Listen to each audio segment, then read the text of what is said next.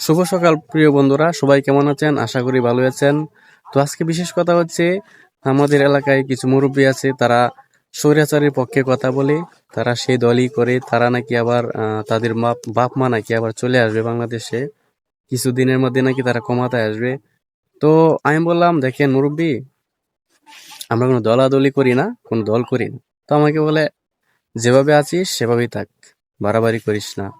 তো মুরব্বী এবং ছোট মানুষ সমানই, কথা কি বলবো, তাও কিছু বলছি যে, দেখেন মুরব্বী, আমরা কোনো দল করি না, বা আমরা সাধারণ কন্টেন্ট ক্রিয়েটর করি, এবং আহ, এই জন্য আমরা আমাদের দেশে সম্পদ নষ্ট হয়ে যাবে, আমরা চেয়ে চেয়ে দেখবো সাধারণ মানুষ, এটা তো হতে পারে না। হ্যাঁ, আমরা সত্য পথে থাকি। আমাদের দেশে সম্পদ, যেমন আমাদের শরীফ ওসমান হাদি ভাই ছিলেন প্রকৃত একজন ইমানদার, সৎ পথের মানুষ। ইনসাফ কায়েম করার জন্য উনি উঠে পড়ে লাগছিলেন। হ্যাঁ, উনি সুন্দরভাবে কাজ করতেছিলেন।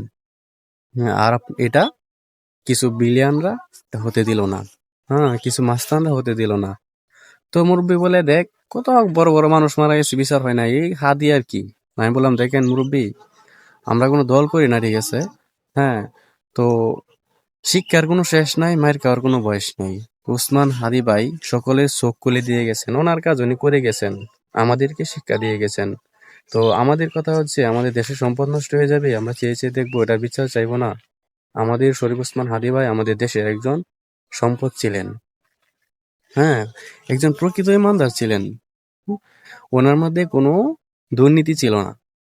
তো এটা হতে দিল না। তো আমাদের কথা একটাই, আমরা স্বৈরাচারও বুঝি না, বিএনপিও বুঝি না।